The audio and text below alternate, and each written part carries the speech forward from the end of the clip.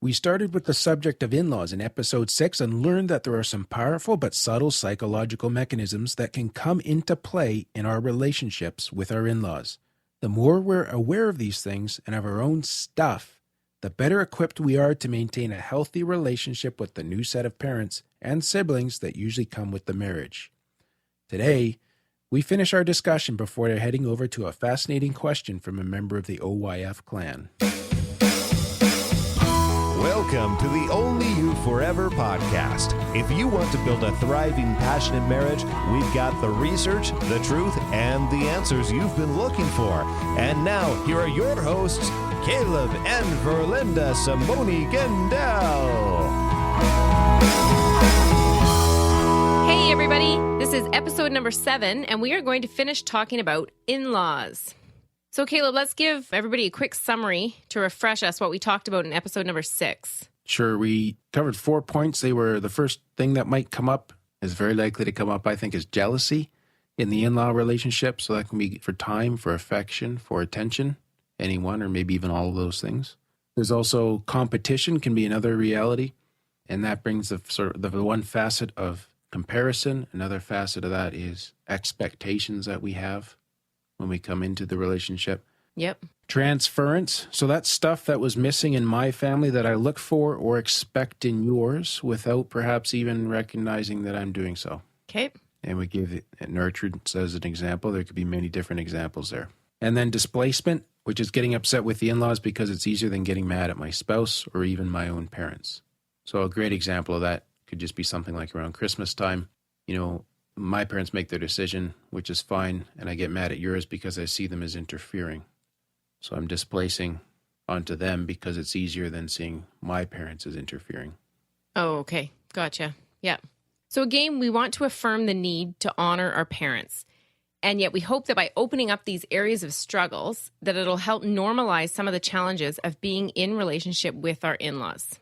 And we think this is important because it could be a major marital issue, really. Absolutely. Yeah. So I found some research by Brian Conger and Meehan in 2004, written up in the Journal of Marriage and Family, and they concluded that even in long-term marriages, people that have been married for a long time where you'd expect to see more resilience to this or more skills around it, that conflicts in extended family relations will erode marital stability, satisfaction, and commitment over time. So those in-law conflicts can actually wear away at the marriage bond. And that's why we want you to have some tools and ideas about how to approach these issues so that this can be a point of resilience in your marriage. Yeah. So the content that follows here is based on some great research found in the Journal of Family Therapy. Good. Let's jump right in. Number 5, poor boundary regulation. Every family is different. Flexibility is a huge asset in creating a successful marriage, and that flexibility also needs to be extended to our in-laws. So we all have these expectations that we bring to our marriage about what family rituals should look like and what the levels of parental involvement in the marriage should be, like how often we should see them, how often they should be calling or we should be calling them, how we engage, like on what level, what terms, what does that look like? Yeah. Are we treated as equals? Is it still very parent-child? Or do we come back as adults and friends to the family of origin, that type of thing? Yeah. So many different things happen in there. So when we merge, some of those differences are going to feel like violations because I expected it to be one way and it's entirely a different way. So if your parents, and let's say they always come as a parent to a child and there's a little bit more hierarchy left in the relationship, but I, on my side of the family, was always raised to expect that we would come back as equals after we got married. And then I go to your family and they treat me like a kid. Like, whoa. Yeah. Yeah. You can get really offended by that, right? Yeah, for sure. So that's poor boundary regulation. So that's where we need to manage and to support each other as a couple, have good communication, be together, and realize that there's some differences here that we're going to have to navigate our way through. Right. Okay, when I hear poor boundary regulations, what comes to my mind is, my in-laws have overstepped my boundaries and how I can be comfortable. Mm-hmm. And I know that I need to be together with my spouse on this. So I'm just wondering how that, does that fit in here at all? Like making boundaries? That's where the flexibility comes in. So the couple needs to be together at all times. Right. So I would say in any situation, stay with your spouse. You can go back to your parents and apologize later. See, a parent and a child, they can never divorce. Right. Yeah. but a husband and a wife can. And so you have to do everything you can to preserve that marriage bond. You've made a covenant there. Yeah. Made a covenant there. And honestly, it might be one of those situations where it's easier to apologize than ask permission. So you can stay with your spouse, you can go back to your parents later, but that comes after. The thing that comes in between there is, after you've stuck with your spouse and you stood by them, you go home and you say, okay, whatever happened there tonight where mom and dad crossed your boundaries, you reacted way too strong, and we need to sort this out, because in my family, that's normal. And in your family, obviously, it's not. It's something hurt you or something touched you or affected you. So let's talk about what's going on. So you unpack it a little bit. And maybe when you see that through my family's lens, you realize that what my family did doesn't carry the same meaning as if someone in your family did it. So you're willing to lower that boundary. Okay. Right? Yeah. Or maybe I come from a family that has very poor boundaries and my parents did overstep something. And we need to go back, and now that I see it from your perspective and realize how violating that is for you, we'll come back to them together and say, hey, we can't be doing it like this anymore. We would like to set things this way and would be really grateful if you could respect that. Do you have any, solicit their input as well, see what they have to say. Okay. But what if, and this isn't just for the parents-in-law, this goes for the son or daughter-in-law too. What if they don't respect that and keep overstepping boundaries? Well, without getting into a huge session on boundaries. Yeah. Sorry. So the weird part of in-laws is that all of a sudden there's this very close familial relationship with people that were previously basically strangers. Yes. So that's hard to do. And those people have a 20 or a 30-year relationship with your spouse. And now you're received into that family almost the same position. Yeah. But with none of that history. So however this is going to unfold, we have to define those boundaries and how that relationship is going to look in a way that supports the marriage bond first and respects and honors the parents second.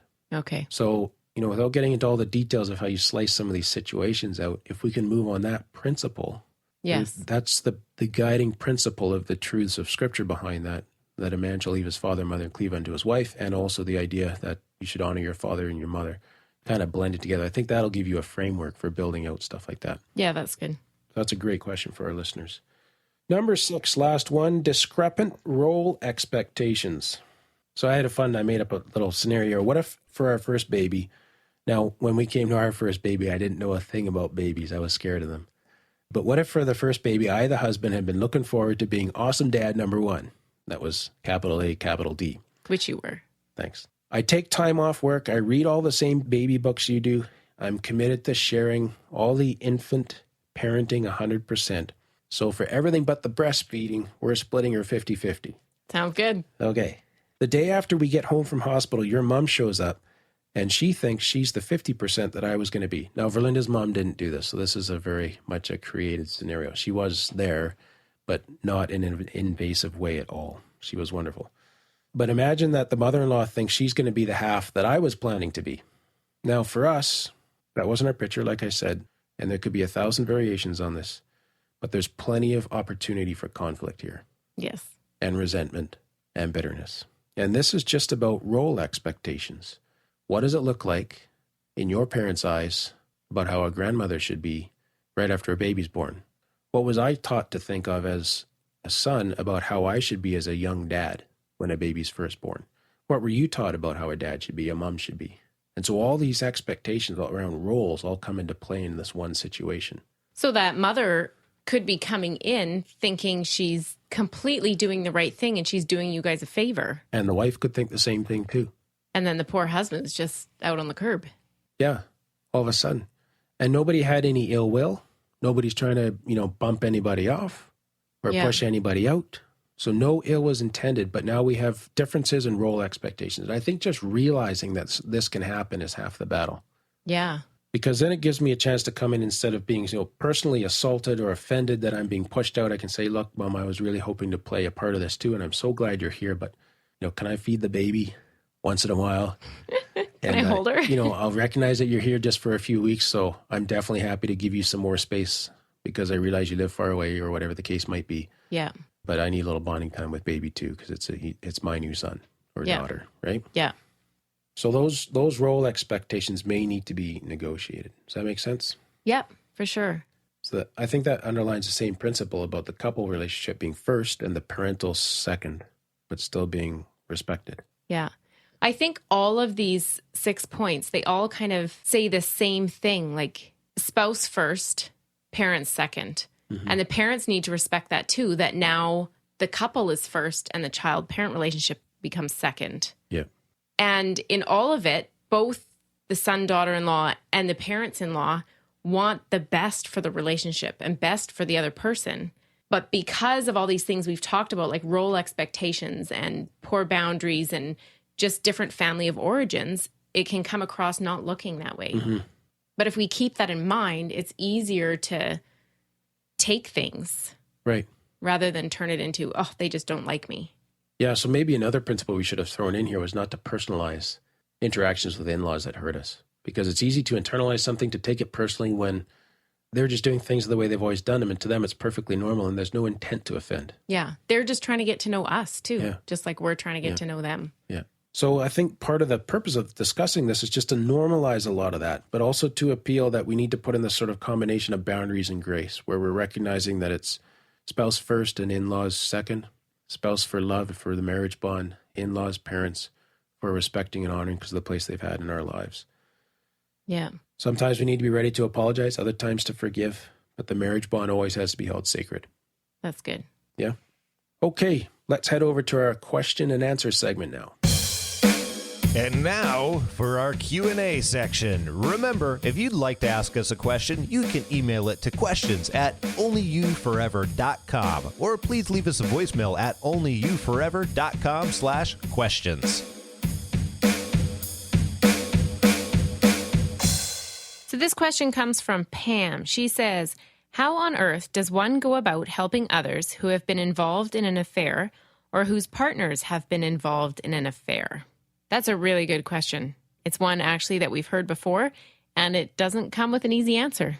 No, but we're glad you're asking because a lot of people in positions of responsibility in a church or in some type of ministry are often have couples coming to them with an affair they've experienced and they're asked to try to help and support them. Yeah. So how can you help? Okay, so what I'm going to do is I'm going to give you, it's going to try to be a brief outline, but it's going to be a very high-level outline of the progress that you need to take this couple, the process that you need to take this couple through. So I would suggest that if possible, go to professional help on something like this.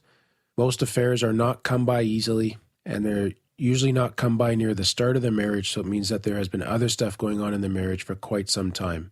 But I realize as well that there are some areas of this world that are more remote than others, and that's not even an option to go get therapy. We know even in our area that we live in, it's impossible to get Christian couples counseling without driving for a few hours.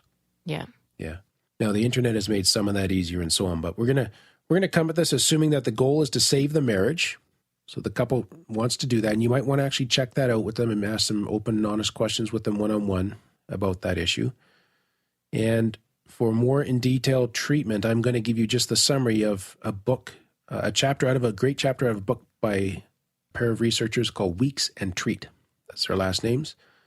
And the book is called Couples and Treatment. So what I'm about to give you in a few minutes duration represent months of work in real life. So this is going to take a while to work through, but hopefully it will give you a bit of an outline.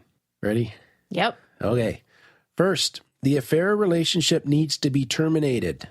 No contact with the affair partner. You cannot have any hope of this marriage coming back together if the affair spouse still wants to contact the person with whom they had the affair. That's clear. That's clear. Now, you should expect a little bit of grief from the affair, a little bit, maybe quite a bit of grief from the affair spouse over this, because that does represent the loss of an intimate relationship.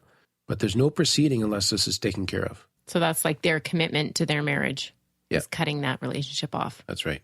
In some cases, like they recommend in their book, even suspending it for 6 months. If you just agree to do that, there'll be no contact for 6 months while you work on it. I'd say ideally shoot for a complete cutoff. Yeah. Second thing is determine the meaning of the extramarital partner.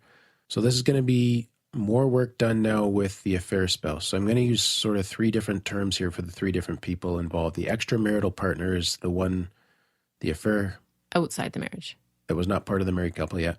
The affair spouse was the spouse in the marriage that had the affair, and the betrayed spouse is the victim, if you will, on the side. And obviously you want to change that position away from being a victim. In the marriage.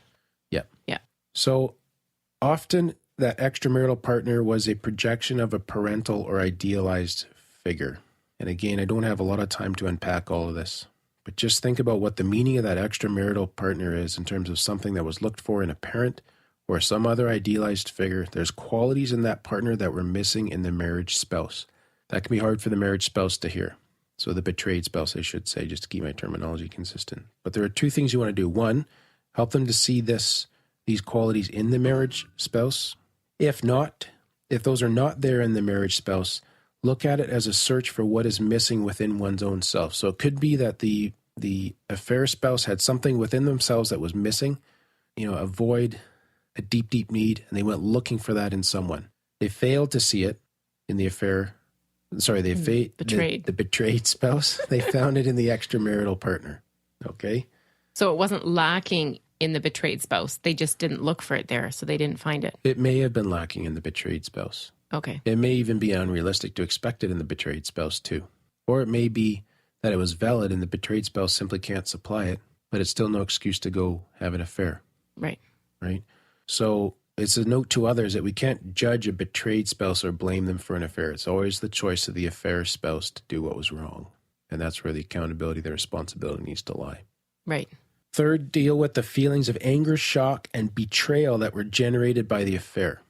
So the betrayed spouse needs to be able to discuss these, to bring them up, and the affair spouse to acknowledge and validate them. Spend a lot of time here. It's going to take a while for them to be able to do that without one or both becoming very defensive. But whoever was betrayed needs a chance to speak about the impact very clearly and in detail. And the affair spouse needs to hear. And acknowledge and not be defensive and not yeah, but, yeah, well. Right. But yeah, I did wrong. Yes, I understand how that hurt you so deeply. Okay. And to reach across and express that, right? So the affair spouse at the same time, not at the same time, but more following, also needs to talk about how he or she feels. Now, when they're having these discussions, you have to judge about how reactive they are, like how likely they are to explode on each other. If they can't have this discussion productively at home, they should only have it when they're with you and you can contain the discussion. But otherwise, if they are having it at home and it can't be a constant iteration and they're talking about this night after night after night, these deep emotional things, they're just going to exhaust themselves. So they need to have agreed times and limited times when they do talk about these, but chances where they can connect and talk about it, as long as they're able to do so productively. If they're not, save it for a counseling session. Right. Or a schedule. So it can't just go on and on. Now, with regards to the affair and the details of it, a lot of people go to endless searching for facts. The betrayed spouse does. Because it's easier to try to get all the facts and get all the details than have these tough emotional discussions. But with their affair spouse. Yes. Okay. Absolutely. But what's important is to know that it's not helpful to go super detailed about what happened during the affair. So what do they need to know? Well, Weeks and Treat recommend that the betrayed spouse knows who the extramarital affair partner was, how long the affair lasted, how often they met, and where they met.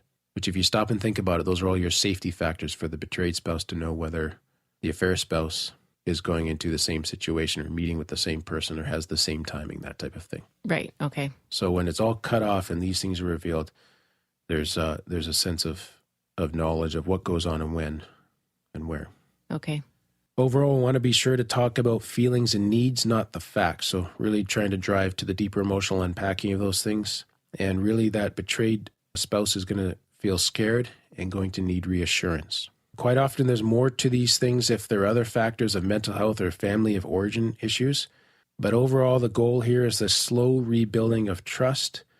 And it is going to be slow. The affair spouse has to take responsibility for the rejection sensitivity that they've created. And rejection sensitivity is just a phrase to describe the fact that the betrayed spouse is going to be hyper vigilant and very suspicious and right. wanting to know where you are, what you're doing, or why you're 15 minutes late, all that kind of stuff. So with every reason to be. You, the affair person, have created that. Yeah. Right?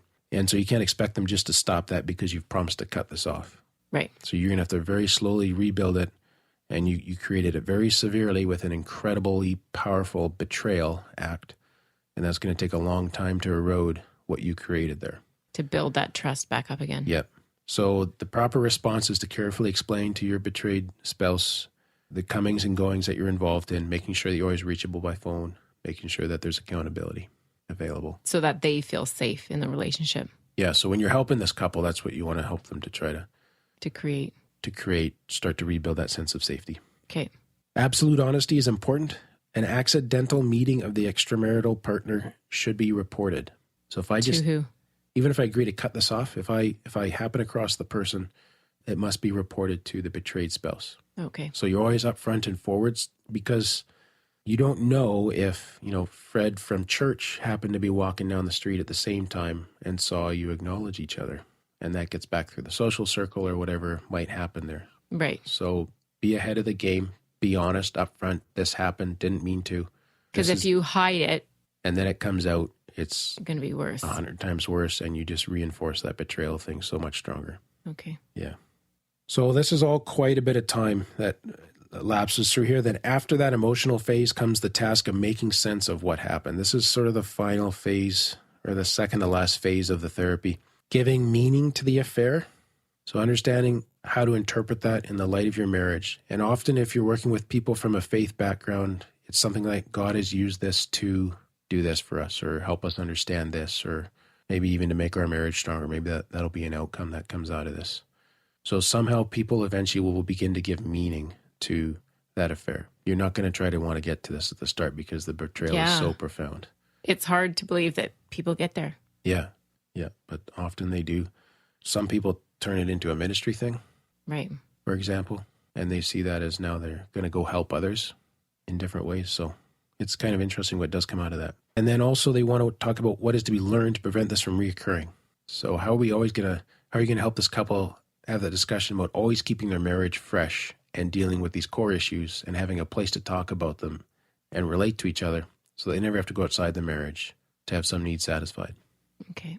And then there's the whole reconciling, softening, forgiveness, and actively rebuilding the love. So that's going to be occurring through this process. But, especially if you're working with people from a faith background, don't jump to that sort of quick Christian, do you forgive your brother? We need to settle this before the sun goes down tonight. It's not that simple. There's going to be a lot of nights the sun goes down. It's going to be hard for them. But they want to come to that place eventually where it is laid out.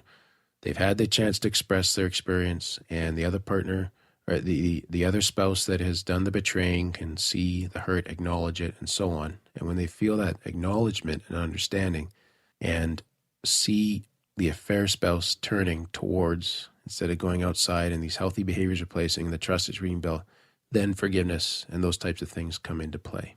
Okay. The pieces are there for that. So are you saying that they need to carry this for months and months and months?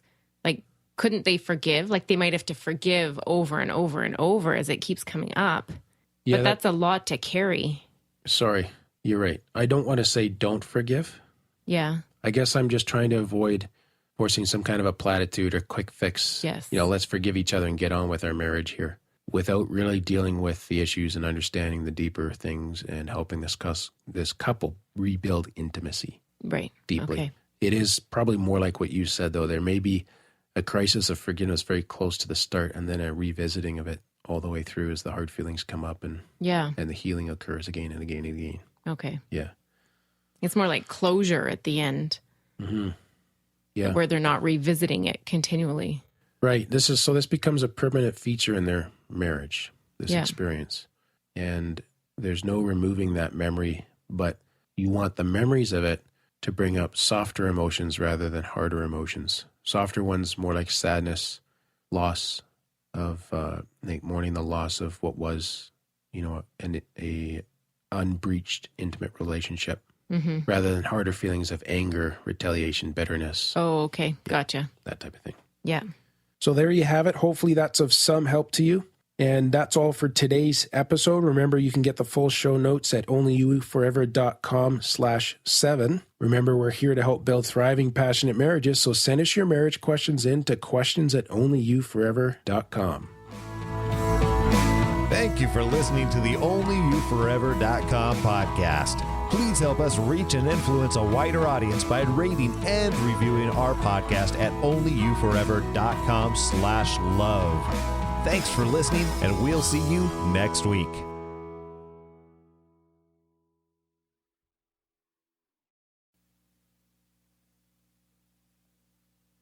What do you do if you miss your mother-in-law? What? Reload and try again. I got a better one. Behind every successful man stands a devoted wife That's good. and a surprised mother-in-law. You're terrible. Nice. Then there's a joke about the guy who was told by his doctor that he only has 6 months to live. He decides to move in with his mother-in-law because living with her for 6 months will seem like forever. Nice. I kind of seen that I could have gone off on a tangent there. Yeah, you're good not to, because I think we should have a thing on boundaries, though. Yeah, we should. And I was thinking when we were talking, and I almost said it too, oh, this is a good topic. Just expectations. Yeah. I think would be a good one. Yeah. Coming into a marriage, like I might expect you to do the dishes every night. Yeah. Or make supper one night a week, like my dad did, right? Yeah. Is this still on? Yeah. Caleb, turn it off. Well, this is how I get the blooper section at the end. No. Dork. I don't even have my earphones on. No, you can't hear yourself.